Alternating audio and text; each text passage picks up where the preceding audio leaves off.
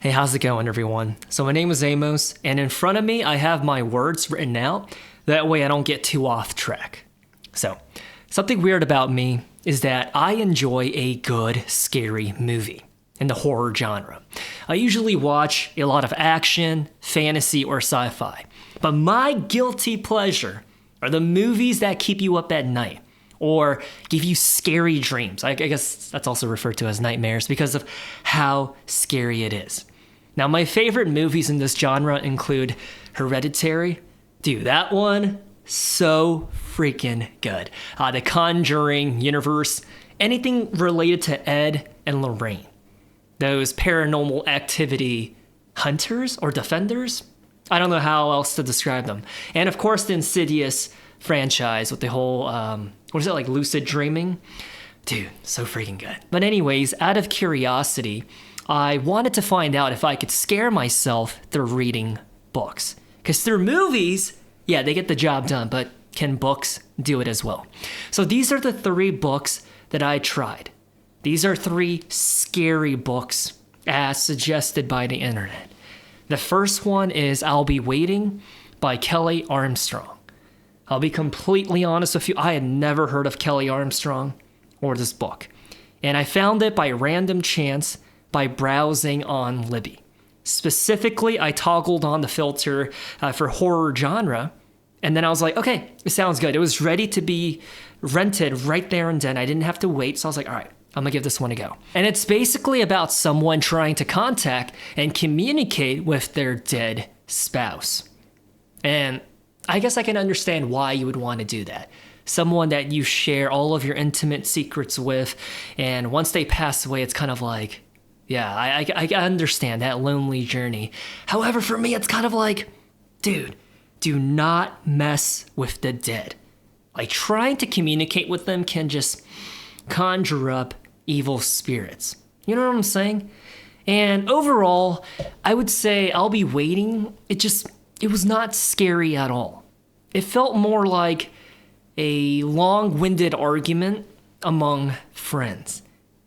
That's all I'm going to say without trying to spoil the book for you, but yeah, just not my cup of tea. However, I will say this. The character development and the story itself, fantastic, lovable. Like, you could relate to the character. Even if you don't see eye to eye with them, you can see why they do what they do. And it was really easy to read. I mean, I didn't read a physical copy. I listened to it, but I include audiobooks as reading. I don't know, some people are very judgmental and they're like, that's not true reading, but for me, I guess it is. So it felt like a conversation with friends, and I was just kind of there, in the back seat. The 2 friends up at the front are talking, they're chatty, you're kind of in the back, but you're controlling the music for the car. Your job is the DJ. Like, I felt like that guy. Overall, I would give it a 6 out of 10. That's I'll Be Waiting by Kelly Armstrong. Now, the second horror book, oh my gosh, where do I even begin? It was titled The Little Stranger by Sarah Waters. Now, I found this book from the recommendations of Reddit.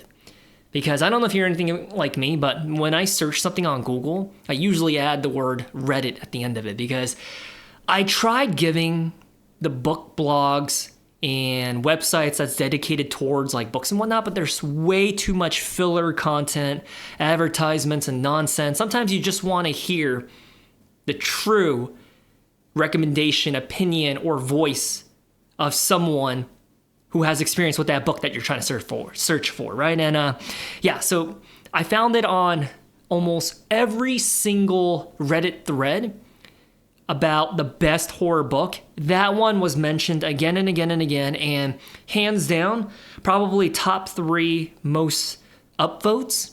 So whenever someone mentioned that book, they're like, yes, this one is super scary. So based on the recommendation of the masses and the internet, I had to give it a go. And this book on Libby, I had to wait like close to maybe like 3-4 months. So I could tell it is pretty popular. And the book itself, it centers around a creepy mansion. So like the home, the house, the building, very central ingredient of the book itself. And the mansion has a very weird aristocratic family that has lived there for generations. Now, those two sentences alone, it kind of sounds like the book would be lit, right? But, I'm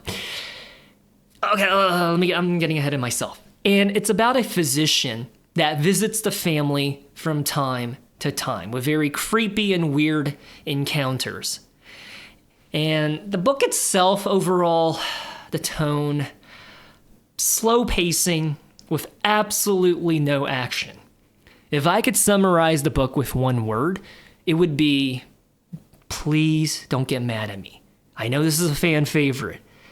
However, that word would be underwhelming.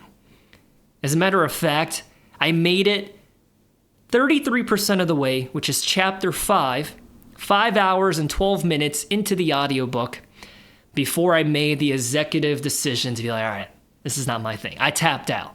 So I was like, I don't need to spend another 30 minutes to an hour to figure out whether or not I like this. Because up until that point, those first 5 hours, I did not like it. Any chapter, I see what the author was trying to achieve, but the buildup, the slow burn, and that style, that format, just not my cup of tea. And I do feel bad saying this, but I would have finished it if it weren't so freaking boring and drawn out.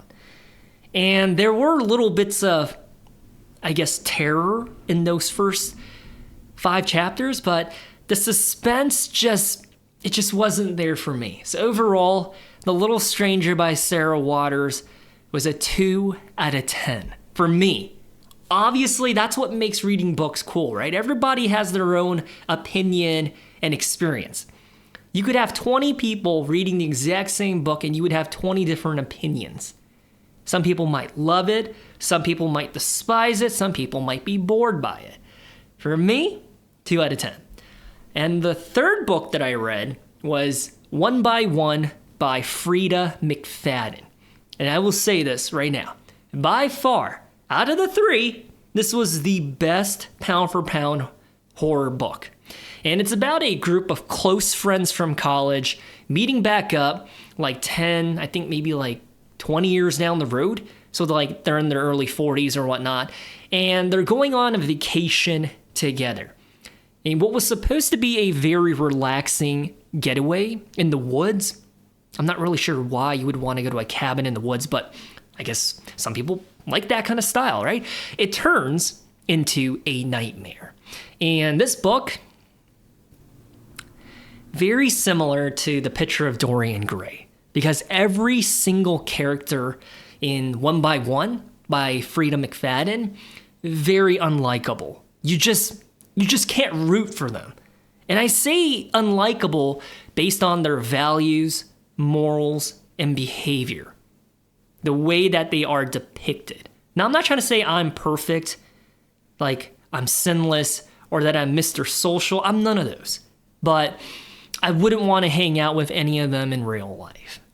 Oh gosh, that even sounds so mean and judgmental to say, and it makes me sound evil and void of any empathy because the author paints the story in a way where they want us to be sympathetic to their situation, to the main characters. However, based on their character, like who they are, their values and morals and whatnot, I didn't care because for one reason or another, every single one of them were jerks or dumb, just plain dumb.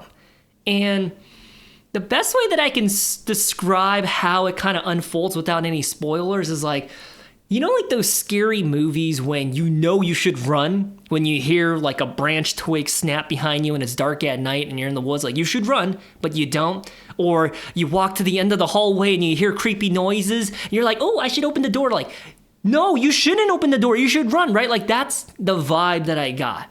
Like, you should go the other way or don't do this, but they end up doing it anyway. So it's like those characters, I don't know, they don't really have good survival instincts. But maybe that was the author's intention and point, right? For all of the characters to be absolutely annoying and unlikable. Maybe I'm just misinterpreting it, thinking that she wants us to feel bad for them, but maybe she wants us to root for their fall and ending. I would say this. The beauty of this book, I've personally never experienced a book format to be read that way. So I was like, dude, Frida McFadden, that was phenomenal. I don't want to give it any spoilers, but it's a really interesting perspective of how the story is told. And I guess as a tone, very suspenseful and fast-paced read. Like, you want to keep reading to figure out what happens next.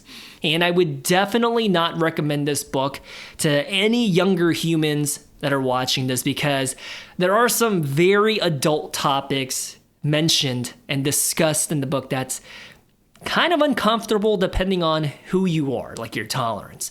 However, if you do like thrillers that aren't too scary, then I think this one would fit this shoe, because I saw it as more of a scary thriller than more so of like a horror novel.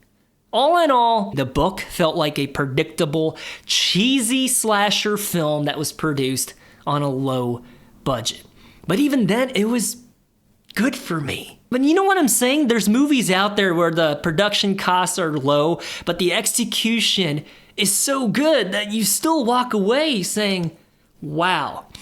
Speaking of which, just this past week, I watched Chad Gets the Axe, and it was a very low budget production horror movie that was so freaking good. It's kind of like the book, right? Like low budget films where the monster or evil person will stab someone and a ketchup packet goes squirting everywhere. Like that kind of special effect.